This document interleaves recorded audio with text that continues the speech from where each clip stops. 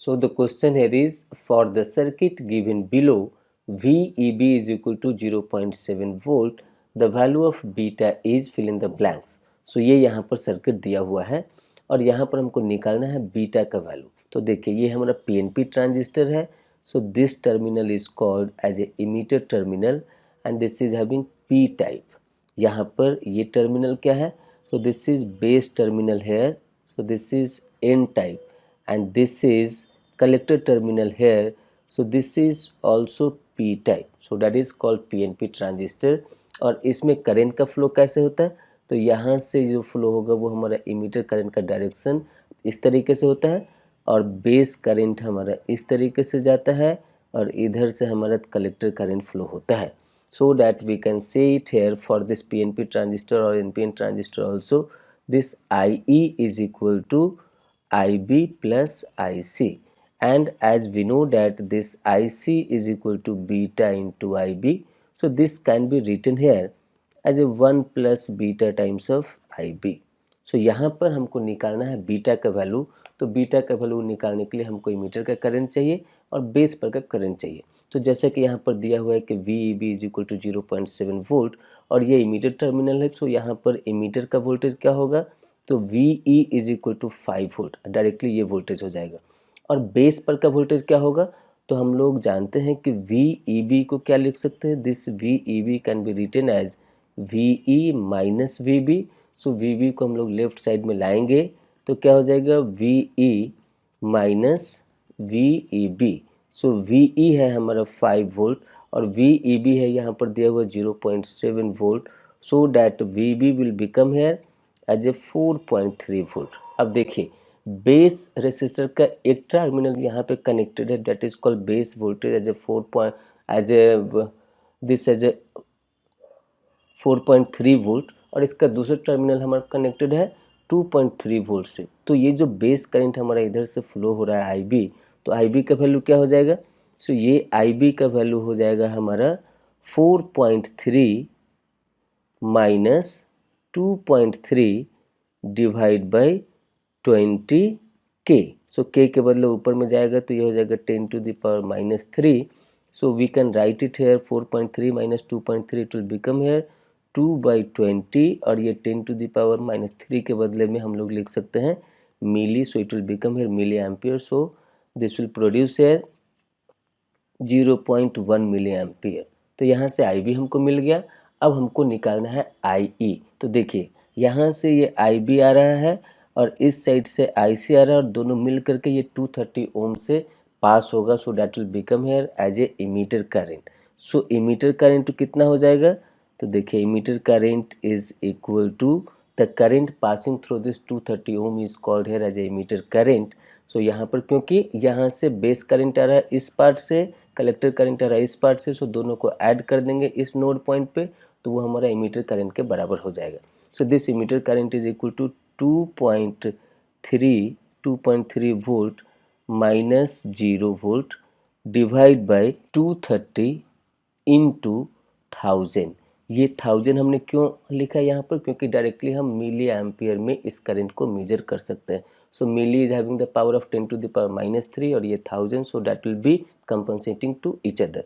तो यहाँ पर जब आप इसको कैलकुलेट करेंगे then by that way it will become here as a 10 milli ampere. So यहाँ पे IE हमको मिल गया 10 मिली एम्पियर, IB हमको मिल गया 0.1 milliampere.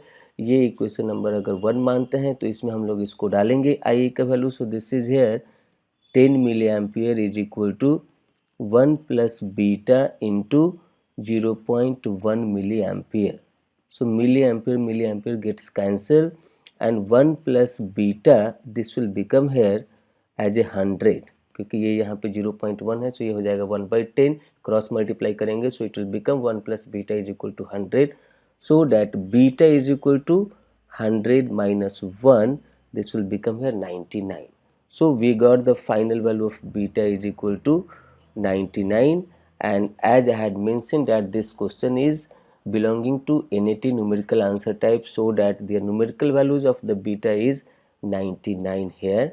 So the final answer for this question is 99, and by this way This is the end of the explanation for this question. So the question here is, consider the circuit given below in which both the transistors are identical and VBE1 is equal to VBE2 is equal to VD1 on is equal to VD2 on is equal to 0.7 volt full stop. Which of the following statements are correct? Question mark. Option A, transistor Q1 operates in saturation region. Option B, transistor Q1 operates in active region. Option C, transistor Q2 operates in inverse active region. Option D, transistor Q2 operates in active region. So यहाँ पर ये circuit हमारा दिया हुआ है. So as per this voltage given and as per the circuit condition, we can easily find out their region of operation by knowing their all the node voltage, all the terminal voltage. So यहाँ पे जैसा कि VCC 5 volt है, so this is sufficient to drive these transistors and diode. तो यहाँ पर जब ये Q2 ट्रांजिस्टर हमारा कंडक्टिंग स्टेट में होगा, by that time their VBE2 will become here as a 0.7 volt. और ये डायोड के क्रॉस में वोल्टेज क्या होगा? So under the conducting state this will be 0.7 volt, and here also it is having plus minus 0.7 volt. So now the base voltage for this Q1 transistor is what? So we can say that VB1 is equal to VD1 plus VD2 plus VBE2. So all the voltages are 0.7 volt plus 0.7 volt plus 0.7 volt, so that entirely it will become here 2.1 volt. तो यहाँ पर Q1 के base पर का voltage हमको मिल गया VB1 is equal to 2.1 volt. अब यहाँ पर इसके इमीटर पर का वोल्टेज क्या होगा? सो यहाँ पर VE1 का वोल्टेज क्या होगा? तो यहाँ पर इसके क्रॉस में ड्रॉप होगा 0.7 वोल्ट का. तो यहाँ पर क्या हो जाएगा?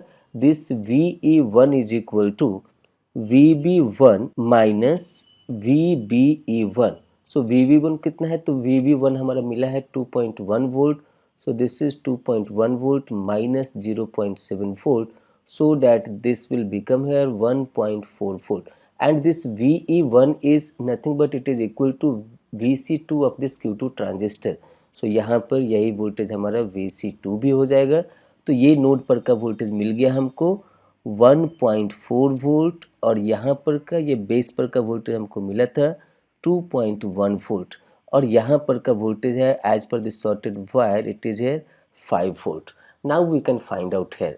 So this, for this Q1 transistor, their VBE1, their base voltage is at higher potential compared to their emitter voltage by the amount of 0.7 volt. So their base to emitter junction is forward bias. अब यहाँ पर देखिए ये Q1 transistor का base voltage है हमारा 2.1 volt पर, collector voltage हमारा 5 वोल्ट पे. सो यहाँ पर अगर हम लोग निकाले VBC1, so this VB1 minus VC1, इसका मतलब क्या है? This VB1 is equal to 2.1 volt minus VC1 is equal to 5 volt, so that this will become here as a minus 2.9 volt. ये बताता है VBC1, so this is here NPN transistor, and here across this base to collector if this voltage is coming negative, it means Q1 transistor का जो base to collector reason है, this Q1 transistor का base to collector junction जो है वो हमारा reverse bias हो जाएगा. और यहाँ पर हम लोगों ने देखा कि इसका बेस टू इमीटर जंक्शन जो है वो हमारा फॉरवर्ड बायस होगा. सो इसका मतलब क्या है कि Q1 is operating into active region. This is operating into active region. आप दूसरे तरीके से भी निकाल सकते हैं. इसका यहाँ पर कलेक्टर वोल्टेज ये है, इसका ये इमीटर वोल्टेज है. So this VCE1 is equal to VC1 minus VE1. So VC1 is 5 volt minus 1.4 volt. So this value is giving here as a 3.6 volt. This VCE1 is very larger compared to their saturation voltage. So this is indicating that Q1 transistor is working into active region. अब Q2 transistor में देखते हैं. सो यहाँ पर इसका ये collector voltage क्या है? 1.4 volt, that is called VC2, और इसका VB2 क्या है? सो VB2 इज 0.7 वोल्ट. तो यहाँ पर अगर हम लोग निकाले VBC2, तो ये क्या हो जाएगा? VB2 minus VC2. सो VB2 क्या है, तो VB2 है हमारा 0.7 वोल्ट और VC2 है हमारा 1.4 volt. So this is here minus 0.7 volt. ये भी क्या इंडिकेट कर रहा है कि base to collector junction of Q2 transistor is reverse bias and their base to emitter junction is forward bias. So this Q2 transistor is also working into active region. और अगर आप इधर से भी निकालना चाहे तो इसका जो ये collector to emitter voltage, so this is coming here as a 1.4 volt, so that is much greater than their saturation voltage, क्योंकि सैचुरेशन वोल्टेज का जो टिपिकल वैल्यू होता है वो क्या होता है, VC is saturation it should be lesser than equal to 0.2 volt, so this is much larger than that. So this both is working into active region with the different operating point, so that as per the option, as like it has mentioned that this is the MSQ type of the question. So यहाँ पे देखेंगे कि Q1 operates in active region, that is matching with option B, and here this transistor Q2 operates in active region, so this is matching with option D. So for this question, option B and D the right answer as MSQ type of the question, and by that way option B and D is the final answer, and this is the end of the explanation for this question. So the question here is, for a BJT having IC is equal to 3 milliampere, VBE is equal to 0.7 volt and beta is equal to 90. If VC is equal to 1.5 volt, then the value of RB in kilo ohm is fill in the blanks. So यहाँ पर ये circuit हमारा दिया हुआ है और VC का value दिया हुआ है 1.5 volt. So this is here 1.5 volt और यहाँ से ये करंट हमारा IC इधर जा रहा है और इस पार्ट में करंट जा रहा है IB, और ये दोनों किसके कारण आ रहा है, तो ऊपर वाले current sources. So for example let's say I am saying this as a I. So this I is equal to IB plus IC, that is equal to IE. So this I we can say it here as a IE also. So यहाँ पर हमको निकालना क्या है, RB का value और IC का value दिया हुआ है एज पर द क्वेश्चन. तो यहाँ से IC क्या है, IC is equal to 3 milliampere, और जैसे कि हम लोग जानते हैं कि IC इज इक्वल टू क्या होता है in terms of IB. So IC is equal to beta into IB. इसका मतलब क्या है कि IB is equal to, we can write it here, IC by beta. तो IC दिया हुआ है हमारा 3 मिली एम्पियर और बीटा यहाँ पर दिया हुआ है 90. So this we can write it here 90. और IB क्या होगा, तो यहाँ से देखिए ये बेस टू इमीटर वोल्टेज दिया हुआ है 0.7 वोल्ट. इसका मतलब क्या है कि इसका बेस पर का वोल्टेज हो जाएगा 0.7 वोल्ट और इसके दूसरे टर्मिनल का वोल्टेज क्या है, VC. ये जो RB है इसका एक टर्मिनल 0.7 वोल्ट से कनेक्टेड है और दूसरा टर्मिनल VC से कनेक्टेड जिसका वैल्यू है 1.5 वोल्ट. तो IB क्या हो जाएगा, so IB is equal to 1.5 volt minus 0.7 volt divide by RB is equal to, जो हमने यहाँ पर वैल्यू निकाला है, 3 into 10 to the power minus 3 due to this milli divide by 90. सो यहाँ पर जब आप इसको सॉल्व करेंगे तो यहाँ पर मिलेगा ये RB is equal to 0.8 into 90 divide by 3 into 10 to the power minus 3. जब आप इसको कैलकुलेट करेंगे तो आपको ये मिलेगा 24,000 ओम. So in terms of kilo ohm we can say that it will be 24 kilo ohm. आपको सिर्फ एक चीज़ ध्यान में रखना है कि ये जो I दिया हुआ है ये I यहाँ पर ये IC है that is going through this side. ये मेन करंट हमारा I नहीं है जो यहाँ पर गिवन है, इसीलिए यहाँ पर ये मिस्टेक मत कीजिएगा. ये I हमारा क्या है, IB और IC का समेसन है, so that is equal to IE. So that current is different from this IC. तो यहाँ पर हमको निकालना था मेनली IB. आपसे IC भी पूछ सकता है या फिर IC तो दिया हुआ है, यहाँ पर आपसे I पूछ सकता है, IE पूछ सकता है. तो ये फॉर्मूला को यूज़ करके बीटा दिया हुआ है, सो यहाँ पर IC is equal to beta into IB डालेंगे तो डायरेक्टली इसको हम लोग लिख सकते हैं 1 प्लस बीटा इंटू IB. तो यहाँ से आपका IB आ गया है और फिर ये बीटा दिया हुआ है, तो यहाँ से आप निकाल सकते हैं अगर RB का वैल्यू दिया रहेगा तब. तो उसके हिसाब से जो भी पूछेगा वो आप आंसर कर सकते हैं. सो इस क्वेश्चन में हमसे पूछा गया है what is the value of RB in terms of kilo ohm. So that is coming here 24 kilo ohm. So the numerical value for this question it is 24, as like the question mentioned it is NAT, so that their numerical answer will be 24, and by that way The final answer is 24, and this is the end of the explanation for this question. So the questionnaire is, for the circuit shown below, I bias is equal to 200 microampere, IC is equal to 0.9 times of I bias, VBE is equal to 0.7 volt, and VCE is equal to 2 volt full stop. Neglect the base current. The value of R1 and R2 are respectively. Option A, R1 is equal to 35 kilo ohm and R2 is equal to 65 kilo ohm. Option B, R1 is equal to 40 kilo ohm and R2 is equal to 60 kilo ohm. Option C, R1 is equal to 65 kilo ohm and R2 is equal to 35 kilo ohm. Option D, R1 is equal to 60 kilo ohm and R2 is equal to 40 kilo ohm. So this is the circuit given here. Now we do that their detail analysis. So यहाँ पर हमको निकालना क्या है, R1 का value निकालना है, या R1 का वैल्यू निकालना है, R2 का वैल्यू निकालना है. तो इसके लिए क्या होना चाहिए, हमको इसके नोड पर का वोल्टेज मालूम होना चाहिए और इससे जो करंट पास हो रहा है वो हमको पता होना चाहिए. तो यहाँ पर देखिए VCE दिया हुआ है 2 वोल्ट, तो यहाँ पर इसका emitter, so this VCE is equal to VC minus VE. As per the circuit, this emitter is at the ground, so that it is here 0.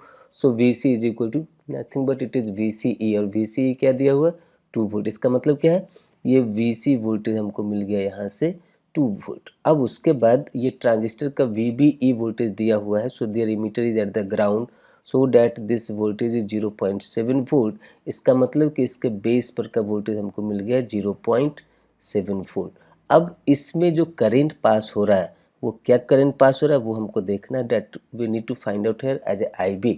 यहाँ पे दिया हुआ है कि I bias is equal to 200 microampere, IC is equal to 0.9 I bias. इसका मतलब क्या है कि ये मेन करंट है I bias, तो इधर कितना आएगा, तो यहाँ पे देखिए this I bias is equal to IC plus IB.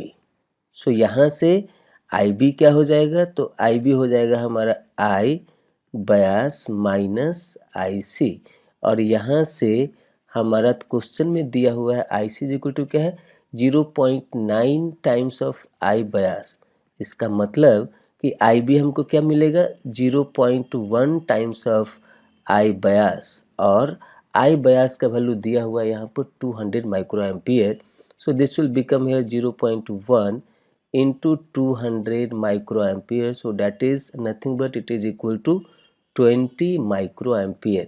तो इस R1 के क्रॉस दोनों टर्मिनल का वोल्टेज हमको मिल गया, एक 2 वोल्ट और दूसरे टर्मिनल का वोल्टेज हो गया 0.7 वोल्ट, और इसमें जो करंट पास हो रहा है वो भी हमको मिल गया. तो R1 का वैल्यू क्या हो जाएगा, so R1 is equal to 2 volt minus 0.7 volt divide by ये जो करंट हमारा IB, ये हमारा IB इधर से पास हो रहा है. So this IB is nothing but this is not going through this base of the transistor, so this IB is passing through this R1 and R2.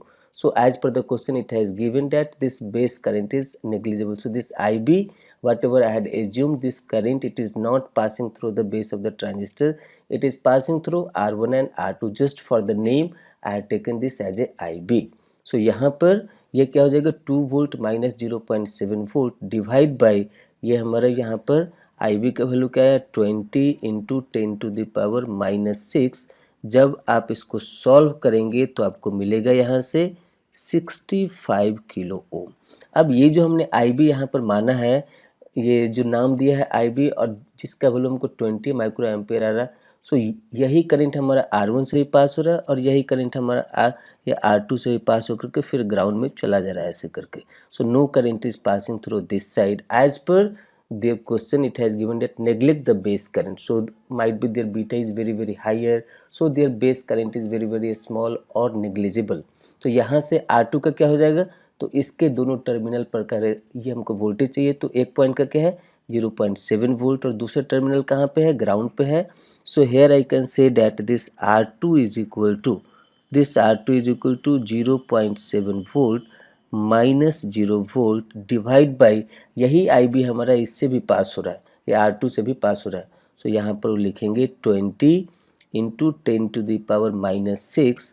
जब आप इसको सॉल्व करेंगे तो आपको मिलेगा यहाँ पर 35 किलो ओम. सो R1 का वैल्यू मिल गया 65 किलो ओम, R2 का वैल्यू मिल गया हमको 35 kilo ohm. As per the question is in the category of MCQ, इसका मतलब एक ऑप्शन सही होगा। सो जब आप इसको देखेंगे तो यहाँ पे R1 हमारा 65 किलो ओम है, यहाँ पर R2 हमारा 35 किलो ओम है। So this is matching to option सी।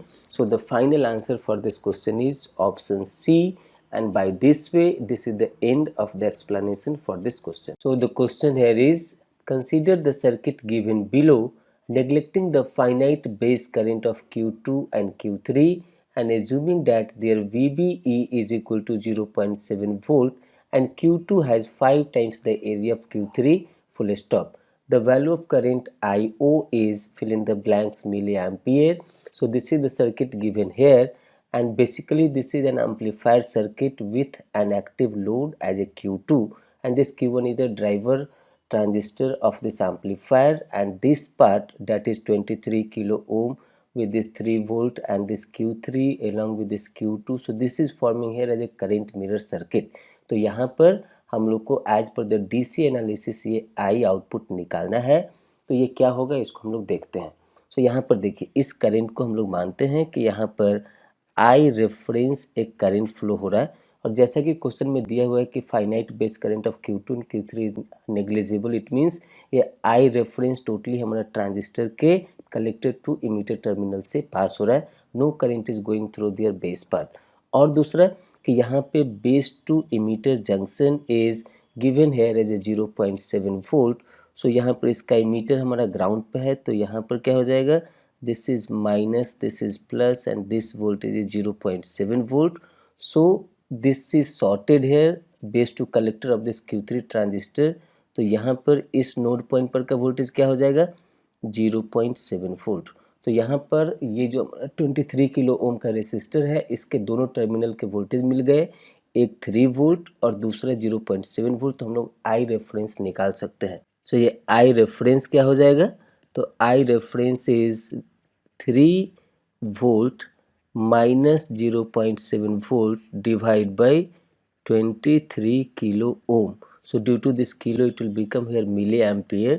तो यहाँ पर क्या हो जाएगा, this will become here 2.3 divided by 23 milliampere. So that is 0.1 milliampere is this I reference. अब यहाँ पर अगला पॉइंट मेंशन है कि this Q2 has 5 times the area of Q3। इसका क्या मतलब है, इसका क्या सिग्निफिकेंस है वो हम लोग यहाँ पर देखते हैं। सो यहाँ पर जैसे कि हम लोग जानते हैं base current for the transistor it is given here IB is equal to ISB exponential VBE by VT। So ये यहाँ पर बेस टू इमीटर डायोड का रिवर्स सैचुरेशन करंट को हमने यहाँ पे डिनोट किया है ISB से, और ये ISB का वैल्यू हमारा फिजिकल एरिया पे डिपेंड करता है। So this ISB is directly proportional to area of the transistor. और हम लोग जानते हैं कि IC क्या होता है, so this IC is equal to beta into IB। अगर ये Q2 Q3 का हमारा बीटा सेम है और VBE सेम है, एरिया ऑफ क्रॉस सेक्शन भी सेम है, तब तो यहाँ पर I नॉट I रेफरेंस के बराबर हो जाएगा। यहाँ पर दिया हुआ है कि ये बेस यहाँ पर है, इसका इमीटर यहाँ पर है, इसका मतलब Q2 Q3 के base to emitter junction voltage is common, so that we can say it here as a 0.7 volt. तो यहाँ पर ये टर्म, इसका मतलब कि दोनों ट्रांजिस्टर का एक्सपोनेंशियल टर्म का वैल्यू तो सेम होगा, लेकिन ISB दोनों का सेम नहीं होगा, क्योंकि ISB of this area of the transistor Q2 is 5 times compare to this Q3। इसका मतलब IB भी 5 टाइम्स हो जाएगा। इसका मतलब क्या है कि इसका IC भी 5 टाइम्स हो जाएगा जो हमारा I नॉट है। तो यहाँ पर हम लोग इसको लिख सकते हैं this I not divide by I reference is equal to area of Q2 divide by area of Q3। So यहाँ पर अगर आप इसको लेंगे तो यहाँ पर इसको लिख सकते हैं this I not by I reference is equal to, यहाँ पर ये रेशियो क्या मिल जाएगा हमको 5।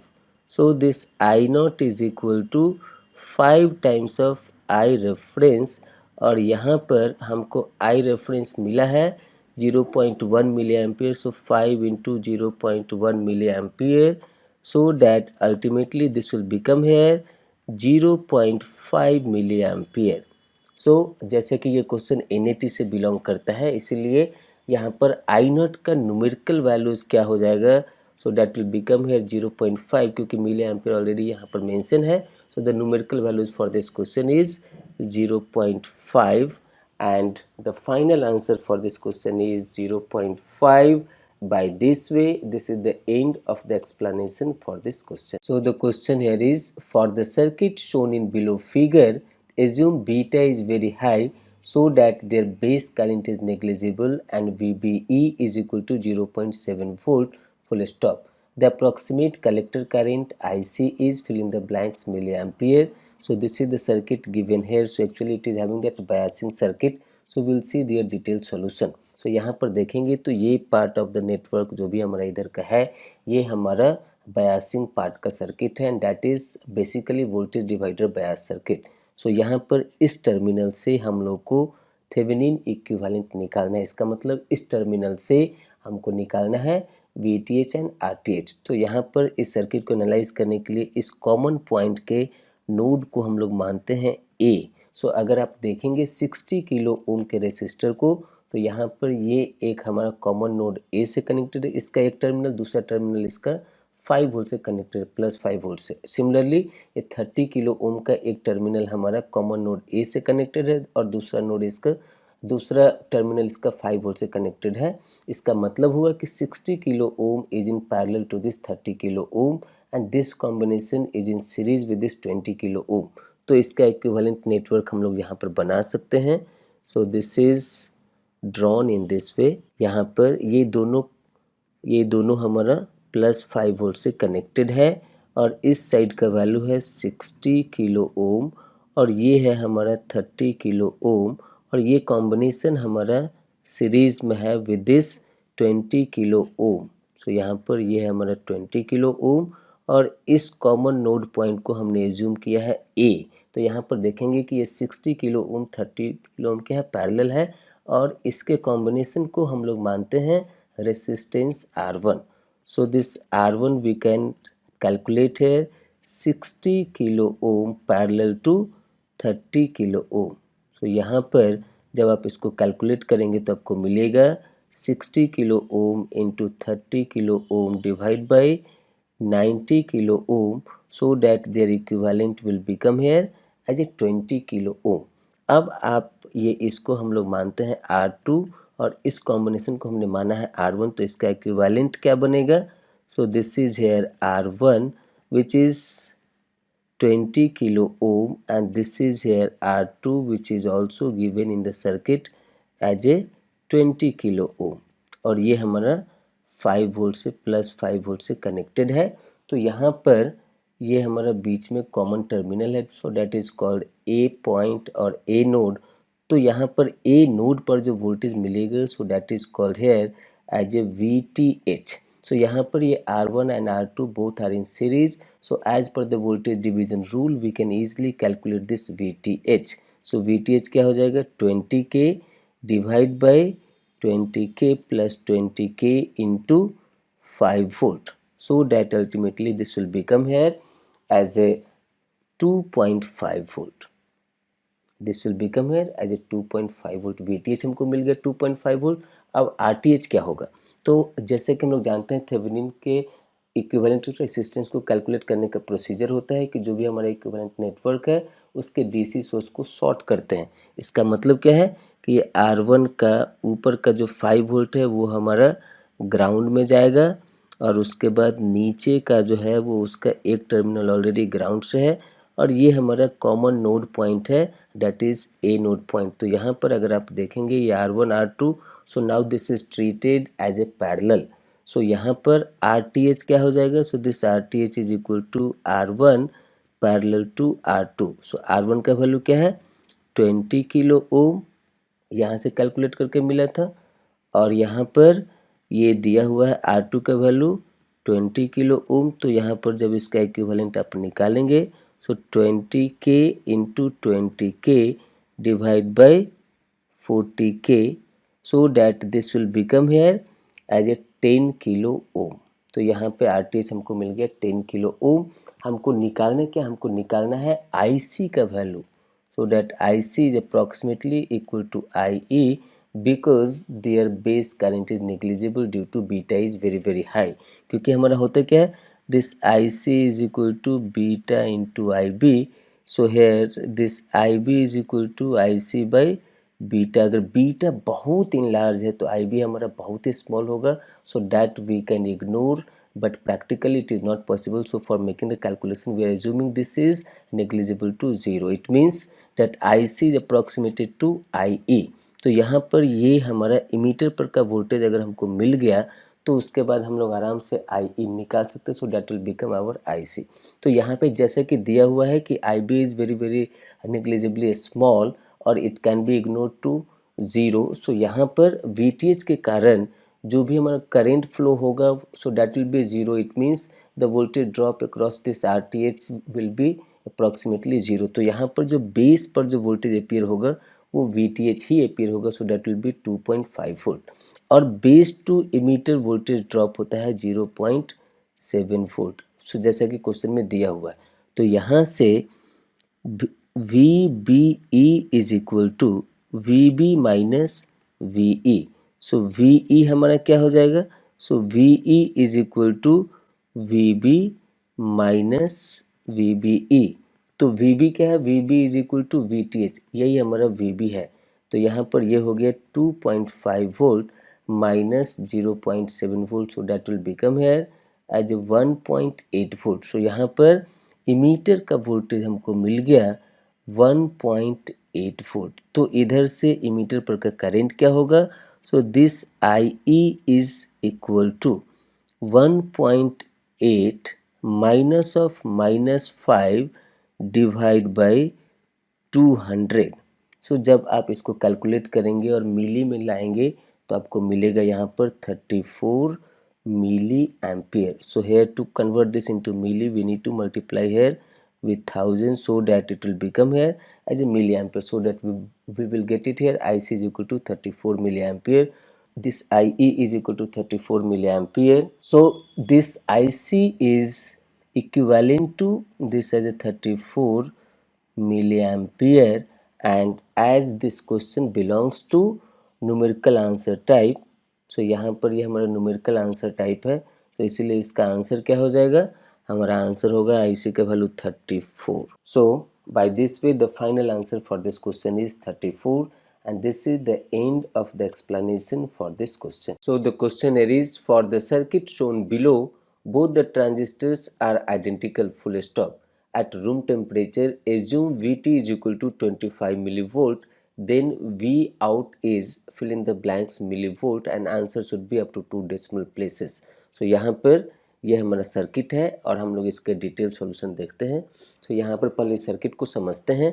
देखिए यहाँ पर ये Q1 ट्रांजिस्टर का बेस और Q2 ट्रांजिस्टर का बेस हमारा दोनों एक साथ कनेक्टेड है। So it is at the same potential of the base. So इसका मतलब कि VB1 is equal to VB2 और इसका यहाँ पर Q1 ट्रांजिस्टर का कलेक्टर और Q2 ट्रांजिस्टर का कलेक्टर ये VCC से कनेक्टेड है, so that is shorted to this base।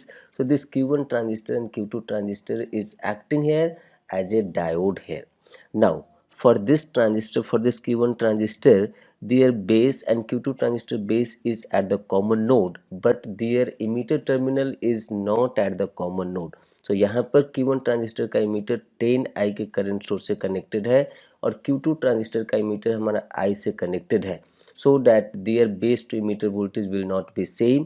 so we can give that here this plus minus VBE1 और इसका हम लोग नाम दे रहे हैं प्लस माइनस VBE2। तो यहाँ पर हमको निकालना क्या है, V output as per the question. तो यहाँ पर इसमें हम लोग KVL लिखते हैं और देखते हैं क्या आता है। तो यहाँ पर ये VBE1 के दूसरे टर्मिनल से हम लोग पकड़ रहे हैं। सो यहाँ पर हम लोग क्या लिखेंगे, तो यहाँ पर लिखेंगे प्लस VBE1 फिर यहाँ पर VBE2 का दूसरा नोड क्या हो जाएगा, तो यहाँ पर माइनस है, सो माइनस VBE2 और V आउटपुट का दूसरा नोड क्या हो जाएगा, सो यहाँ पर इसका दूसरा टर्मिनल है हमारा minus V0। So minus V not is equal to 0, या फिर वी आउटपुट भी इसको बोलते हैं. So V output is what? V output is equal to VBE1 minus VBE2. थोड़ा और इसको आपको समझाते हैं कि यहाँ पर VBE1 को क्या लिख सकते हैं, तो हम लोग इसको लिख सकते हैं VB1 माइनस VE1 माइनस यहाँ पर VBE2 को क्या लिख सकते हैं, VB2 माइनस VE2. अब देखिए यहाँ पर इस दोनों ट्रांजिस्टर का बेस शॉर्टेड है, इसका मतलब कि VB1 is equal to VB2. So this implies further this VB1 minus VE1 minus VB2 plus VE2. सो जैसे कि यहाँ पर हमने बताया है कि ये VB1 is equal to VB2 as per the circuit.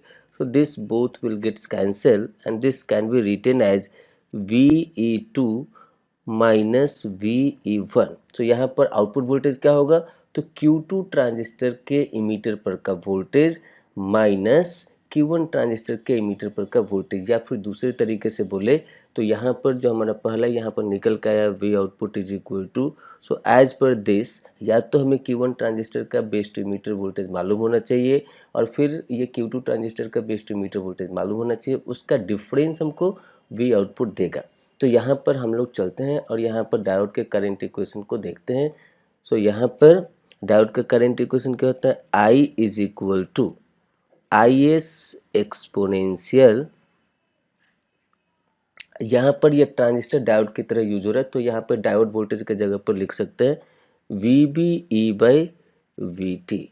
So this is the general equation for the diode and how it is used from this transistor as a diode. So this we can write in this way. अब हम लोग यहाँ पर इस Q1 के लिए लिखते हैं कि इसका क्या होगा, तो यहाँ पर for Q1. So for Q1 what we can write it here, this 10I is the current passing through this base to emitter junction diode. So we can write it here 10I is equal to IS. So both the transistor is identical, so that this IS is reverse saturation current, so that must be same as per both the diode is, both the transistor is identical or both the diode junction is identical. So यहाँ पर 10I is equal to IS exponential VBE1 by VT. This I can say it here as equation number 1. अब यहाँ पर Q2 transistor के लिए क्या हो जाएगा, सो फॉर Q2 ट्रांजिस्टर यहाँ पर इसका करंट क्या है I. So this I is equal to IS exponential VBE2 by VT. This let's say as equation number 2. अब यहाँ पर इक्वेशन नंबर 1 को और इक्वेशन नंबर 2 को, सो इक्वेशन नंबर 2 को इक्वेशन नंबर 1 में डिवाइड कीजिए. Divide equation 1 by equation 2. So यहाँ से क्या हो जाएगा, 10I divide by I is equal to IS exponential VBE1 by VT divide by IS exponential VBE2 divided by VT. So IS gets cancelled, this I and I gets cancelled. So यहाँ पर अगर आप देखेंगे तो ये हो जाएगा 10 is equal to exponential. ये वाला टर्म जो हमारा डिनोमिनेटर में एक्सपोनेंशियल का टर्म है वो ऊपर जाएगा तो क्या हो जाएगा, नेगेटिव हो जाएगा. So this we can write it here VBE1 minus VBE2 divide by VT. So यहाँ पर अगर आप दोनों साइड लॉग लेंगे और इसको रीअरेंज करेंगे तो आपको दिखेगा कि this VBE1 minus VBE2 is equal to 10 ln 10. So this can be written here VT into ln 10. यहाँ पर दिया हुआ है VT का वैल्यू. सो VT का वैल्यू हमारा दिया हुआ है 25 मिली वोल्ट इंटू ln का जब आप डालेंगे तो ये यहाँ पर इंटू ln 10 सब. सो जब आप इसको कैलकुलेट करेंगे तो आपको मिलेगा इसका वैल्यू 57.56 मिली वोल्ट. 57.56 मिली वोल्ट. सो VT का वैल्यू यहाँ पर क्वेश्चन में दिया हुआ है 25 मिली वोल्ट और यहाँ पर ln 10 का वैल्यू आप निकालेंगे तो यहाँ पर हो जाएगा हमको 57.56 milli volt. So as this question belongs to NAT, so that their final answer in terms of millivolt, their numerical values will become 57.56. यहाँ पर अगर आपका लेफ्ट साइड का इंटीजर मैच कर जाता है आपके आंसर से, इसका मतलब कि आपका प्रोसीजर सही था. राइट साइड में थोड़े बहुत चेंजेस हो सकते हैं एज पर द कैलकुलेशन. आप कितने डिजिट का कैलकुलेशन ले रहे हैं उसके ऊपर राइट साइड का थोड़ा सा वैल्यू जो ये डेसिमल पॉइंट के बाद का जो डिजिट है वो थोड़ा बहुत चेंज कर सकता है. इसलिए गेट के एग्जाम में वहाँ पर रेंज दिया जाता है आंसर का. सो यहाँ पर मेजर कंसर्न है कि लेफ्ट साइड का जो हमारा डिजिट्स है वो मैच करना चाहिए आपके आंसर से. So by this way the final answer for this question is 57.56, and this is the end of the explanation for this question. So the question here is the parameters of the NMOS transistor is given as mu n CoxW by L is equal to 0.5 milliampere per volt square. Threshold voltage Vt is equal to 1.2 volt and lambda is equal to 0. The voltage VDS in volt is fill in the blanks. So the answer should be up to 2 decimal places. So this is the circuit given here.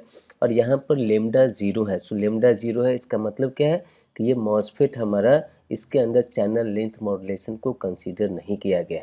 तो यहाँ पर इसका detail solution हम लोग देखते हैं. So as per the question we need to find out this VDS. So VDS को find out करने के लिए हमको क्या चाहिए, तो यहाँ पर VD वोल्टेज मालूम होना चाहिए और VS वोल्टेज मालूम होना चाहिए.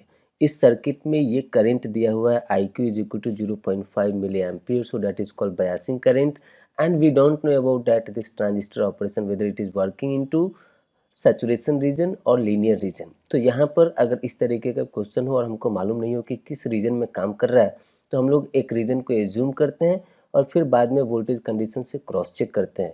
तो मैं इसको मान रहा हूँ कि ये यहाँ पर सैचुरेशन रीजन में काम कर रहा है. So we can write this IQ is equal to ID sat is equal to 1 by 2 mu n COX W by L into VGS minus VT का होल स्क्वायर. सो यहाँ पर ये IQ दिया हुआ है एज ए 0.25 मिली एम्पियर. तो इसको हम लोग लिख सकते हैं 1 by 4 milliampere is equal to 1 by 2. और ये mu N CoX W by L का वैल्यू दिया हुआ है क्वेश्चन में as a 0.5 milliampere per volt square. तो इसको भी हम लोग लिख सकते हैं 1 by 2 milliampere per volt square into VGS minus VT का whole square. So these 2 and 4 get cancelled. This milli gets cancelled. Ampere get cancelled. So that we will get it here. VGS minus VT का whole square is equal to 1 volt square. अब अगर आप square root लेंगे तो क्या मिलेगा हमको यहाँ पर, VGS minus VT is equal to plus minus 1 volt. तो यहाँ पर हम प्लस 1 वोल्ट को कंसीडर करें या माइनस 1 वोल्ट को कंसीडर करें, इसको हम लोग आगे देखते हैं. तो यहाँ पर पहले हम लोग क्या करते हैं, VGS minus VT equal two plus 1 volt लेते हैं. तो इस VGS को क्या लिख सकते हैं, VG minus VS minus VT is equal two plus 1 volt. और जैसे कि यहाँ सर्किट में दिया हुआ है कि ground is this gate is connected to ground, so this VG is equal to 0 volt. so यहाँ पर ये हो जाएगा 0 volt माइनस VS और VT का वैल्यू दिया हुआ है 1.2 volt is equal to 1 volt. so that we will get it here VS is equal to minus 2.2 volt. अब हम लोग यहाँ पर लेते हैं VGS माइनस VT के वैल्यू को लेते हैं माइनस 1 वोल्ट. तो इसको क्या लिख सकते हैं, VG minus VS minus VT is equal to so यहाँ पर VG को क्या लेंगे, this is 0 volt minus VS हमको निकालना है. VT का वैल्यू दिया हुआ है 1.2 volt is equal to minus 1 volt. So VS will go to right side so that we will get it here VS is equal to minus 0.2 volt. तो VS का दो वैल्यू हमको मिला, एक मिला माइनस 2.2 वोल्ट, एक मिला माइनस 0.2 वोल्ट. हम कौन सा वैल्यू को लेंगे ये यहाँ वोल्टेज कंडीशन से चेक कर सकते हैं. सो जैसे कि हम लोग जानते हैं कि इस ट्रांजिस्टर को ऑन होने के लिए क्या होना चाहिए, सो VGS should be greater then VT। तो यहाँ पर फर्स्ट केस में हम लोग इसको देखेंगे कि क्या आ रहा है। So case 1, when this VS is equal to -2.2 volt, तो यहाँ पर VGS क्या मिलेगा। So this VGS is equal to VG minus VS, VG is 0, minus of -2.2 volt, so this is giving here plus 2.2 volt। इसका मतलब क्या है कि यहाँ पर इस केस में VGS हमारा VT से बड़ा है, क्योंकि VT हमारा क्या है 1.2 volt। So in this case this is accepted value। Now we'll check it for case 2। So case 2 में क्या कर रहा है, this VGS we need to find out। So VG minus VS, VG is 0 volt और VS हमारा दूसरे case में क्या है -0.2। So minus of -0.2 volt, so this will become here plus 0.2 volt। So यहाँ पर अगर आप देखेंगे तो ये VGS हमारा VT से छोटा है, क्योंकि VT हमारा कितना मेंशन है, this VT has given in the question as a 1.2 volt। So in this case VGS is lesser than VT, so due to that reason VS is equal to -0.2 is not the accepted value here in this case। तो यहाँ पर हमको मिल गया VS का value, अब हमको निकालना है VD का वैल्यू। तो यहाँ पर जैसा कि ये दिया हुआ है कि ये IQ हमारा इस रेसिस्टर के थ्रू पास हो रहा है, तो VD क्या हो जाएगा। So this VD is very simple, VD is equal to 9 volt minus 24K into 0.25 means 1 by 4 milliampere। So this kilo milli gets cancelled and this will become here as a 6 volt। So 9 volt minus 6 volt, we got it here VD is equal to 3 volt।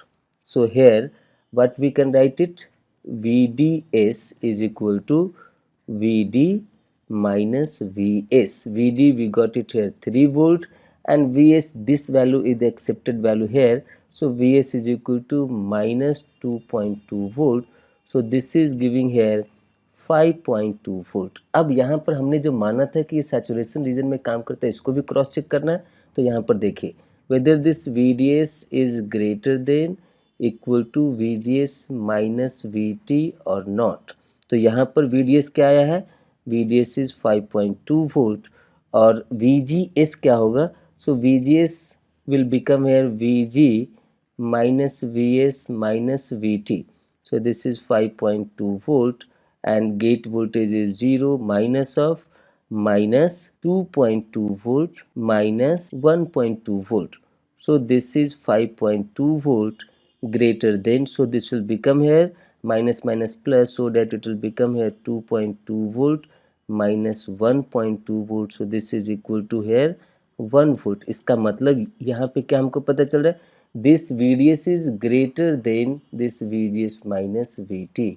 So this is giving here the idea that VDS is, this VDS is greater than VGS minus VT। So जो हमने assume किया था beginning में कि transistor हमारा saturation region में operate कर रहा है, वो भी हमारा यहाँ पर जस्टिफाई हो गया। तो आप यहाँ पर क्वेश्चन बनाने के टाइम पे एग्ज़ाम में हर एक पैरामीटर का दिमाग में रखेंगे, सारी बातों को ध्यान में रखेंगे और चेक करेंगे वोल्टेज कंडीशन से जो भी हमने एज्यूम किया है वो क्रॉस चेक हो करके हमको मिल रहा है कि नहीं। तो यहाँ पर इस क्वेश्चन में पूछा गया था VDS का value. So VDS value has came 5.2 volt and as like this question belongs to NAT, so that the final answer for this question is 5.2 volt। So by this way this is the end of the explanation for this question। So the question here is, consider the circuit given below, all the MOSFETs are identical and their threshold voltage is equal to 1 volt। The channel length modulation and body bias are not taken into consideration, full stop।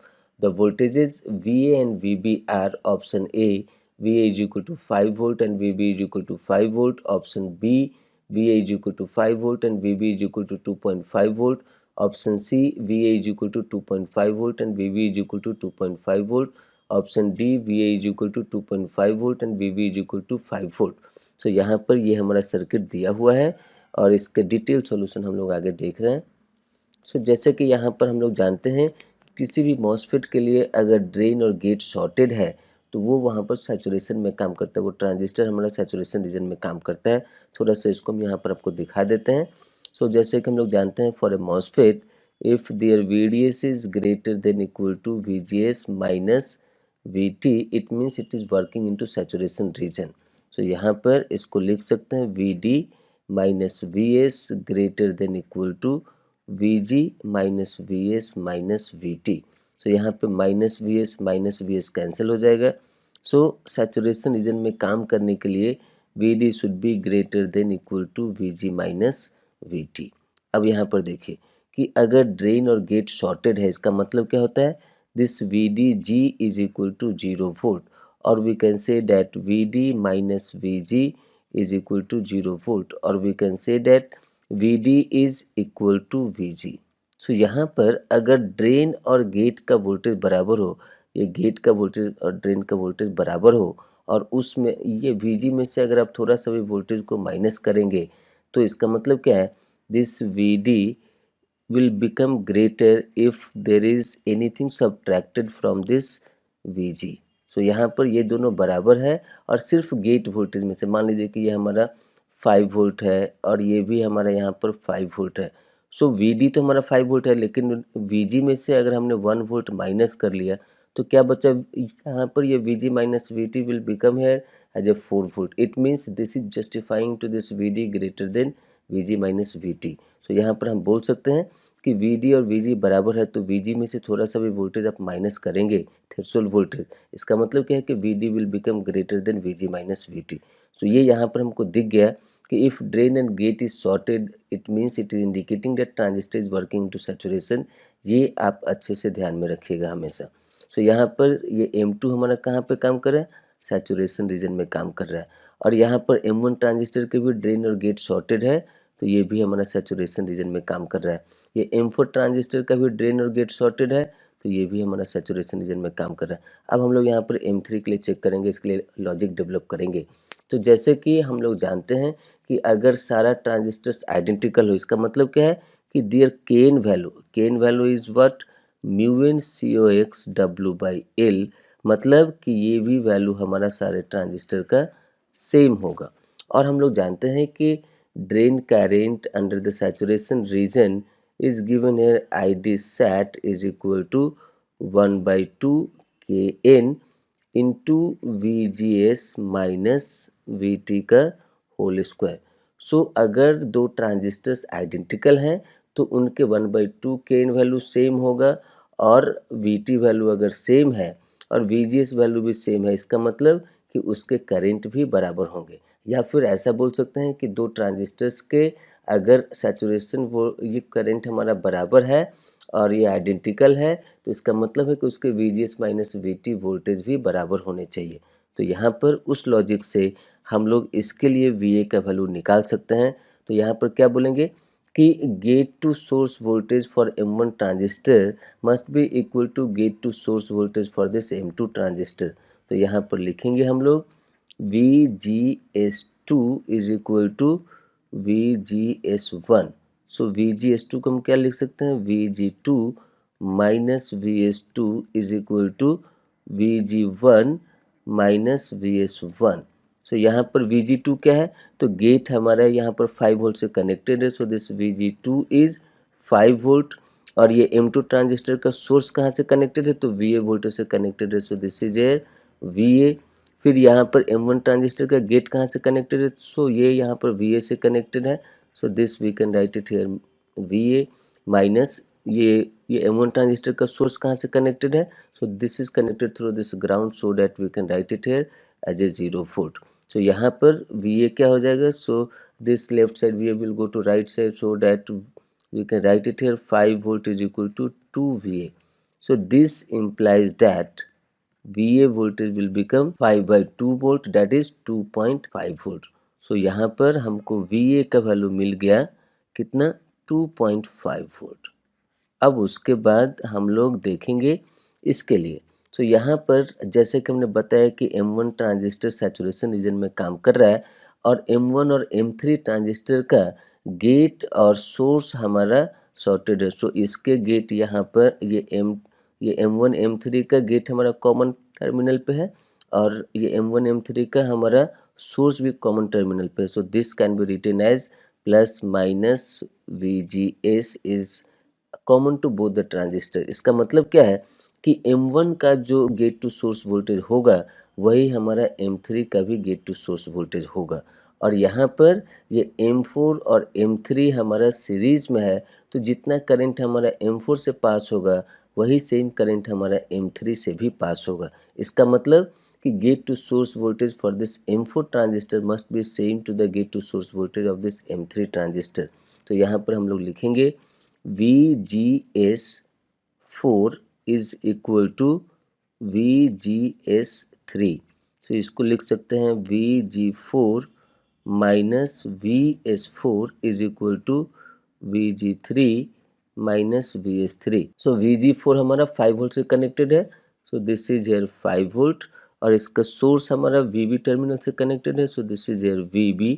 और M3 transistor का ये हमारा gate voltage हमारा कहाँ से connected है, तो ये VA से कनेक्टेड है।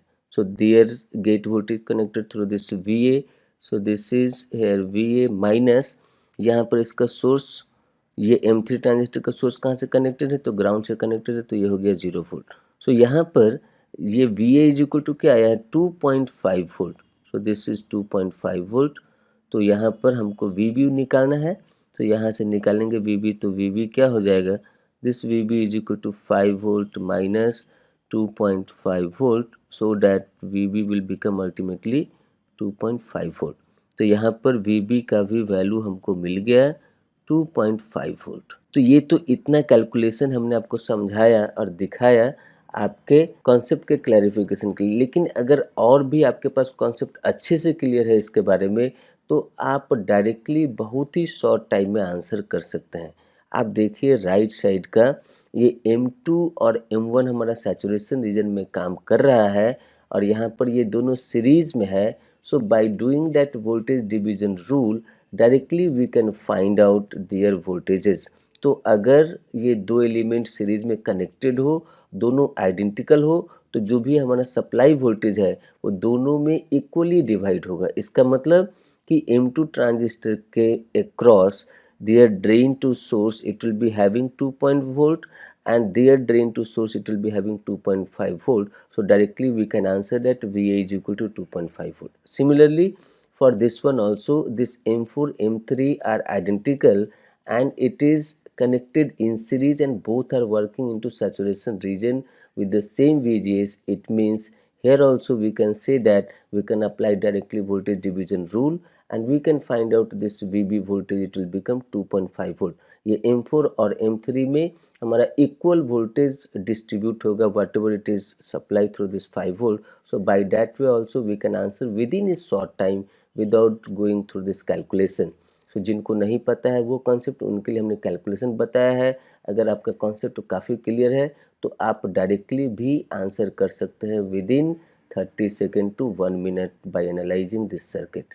So by this way we got it here, VA is equal to 2.5 volt and VB is equal to 2.5 volt. इसको हम लोग ऑप्शन से मैच करते हैं. So this VA is 2.5 volt here and VB is 2.5 volt here. It means option C is the right answer. So जैसे कि हमने यहाँ पे मेंशन किया कि ये MCQ टाइप का क्वेश्चन है, it means only one option will be right. So option C is the final answer and this is the right answer for this question.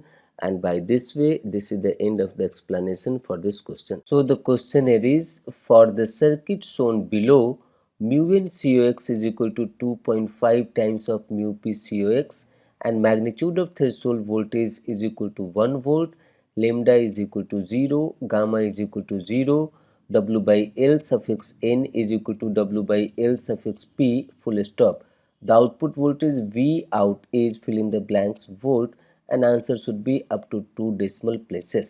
So यहाँ पर ये हमारा सर्किट दिया हुआ है और ये लेमडा इज इक्वल टू 0 का मतलब होता है कि for this MOSFET operation there is no channel length modulation is taken into consideration. For this gamma is equal to 0 इसका मतलब है कि इसमें हम लोग बॉडी बायस इफेक्ट को कंसीडर नहीं करते हैं. और यहाँ पर दिया हुआ है aspect ratio W by L for n transistor, for NMOS transistor is equal to the W by L ratio for this PMOS transistor is same. सो यहाँ पर हम लोग इसका डिटेल सॉल्यूशन देखते हैं। तो जैसे कि ये हमारा M1 ट्रांजिस्टर क्या है, this is P channel MOSFET, so this is called here as a P MOS. और ये क्या है, this is N channel MOSFET, so this is called here as a N MOS transistor. So यहाँ पे ये P MOS transistor का ये terminal हमारा क्या है, ये हमारा सोर्स टर्मिनल है, and this is their gate terminal and this is their drain terminal.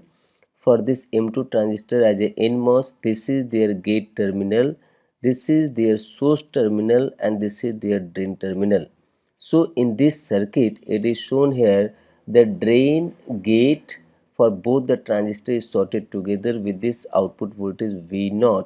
So due to that reason, if the drain and gate is sorted together for this NMOS transistor as well as for the PMOS transistor, then it is indicating that this transistor is working into saturation region. इसका मतलब है कि PMOS NMOS दोनों हमारा saturation region में काम कर रहा है, क्योंकि इसका ड्रेन और गेट हमारा sorted है।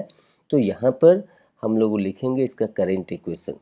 So for this PMOS transistor, we can write it here as a 1/2 mu P COH W by L suffix P into VSG minus magnitude of their threshold voltage and their whole square is equal to 1/2 mu n COH W by L suffix n into VGS।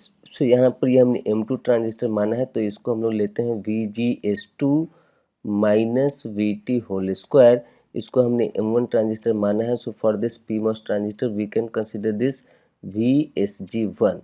So this is the current equation for the PMOS transistor and this is the current equation for the NMOS transistor in the saturation region. तो जैसे कि यहाँ पे question में mention है, this aspect ratio as a W by L suffix P is equal to W by L suffix N. So due to that reason we can cancel out these two values और ये constant 1/2 भी हमारा cancel हो गया। और question में दिया हुआ है mu N C X is equal to 2.5 times of mu P C X, तो उसको हम लोग यहाँ पर यूज़ करेंगे। तो यहाँ पर इसको लिख सकते हैं, this is mu P C O X V S G one minus magnitude of V T their whole square is equal to mu N C O X VGS2 minus VT का whole square. तो यहाँ पर हम लोग इसको डाल सकते हैं mu P C O X VSG1 minus magnitude of VT whole square is equal to 2.5 times of this mu P C O x into VGS2 minus VT का whole square. So this mu p COX and this mu p COX gets cancelled and we will get it here VSG1 minus magnitude of VT divided by this is VGS2 minus VT. So their whole square as well as their whole square in the denominator part is equal to 2.5.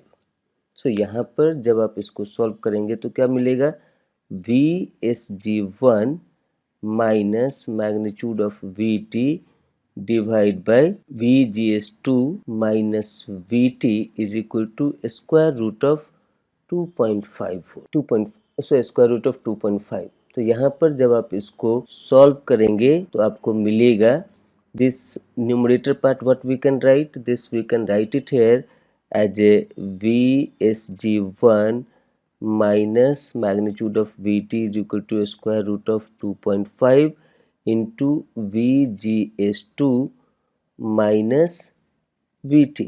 so यहाँ पर VS1 minus VG1 minus magnitude of threshold volt is equal to root over 2.5 into VG2 minus VS2 minus VT। अब सब value को डालते जाइए।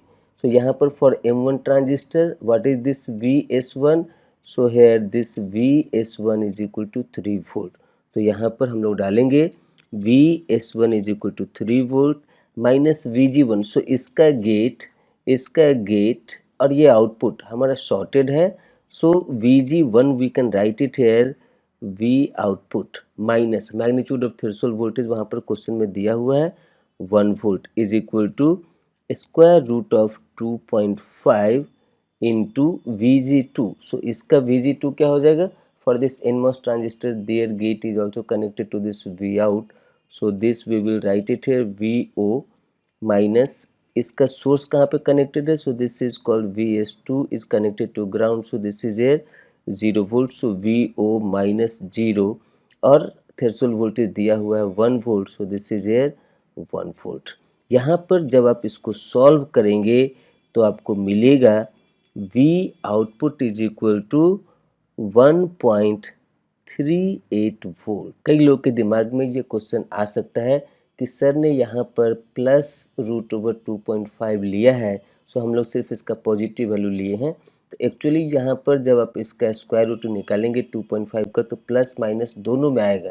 तो यहाँ पर हमने सिर्फ प्लस के वैल्यू को लिया है, आप माइनस के वैल्यू को लेकर के चेक करेंगे तो आपको दिखेगा यहाँ पर कि ये जो हमारा आउटपुट वोल्टेज आ रहा है वो इसके कंडीशन को जस्टिफाई नहीं कर रहा है to operate into the saturation reason.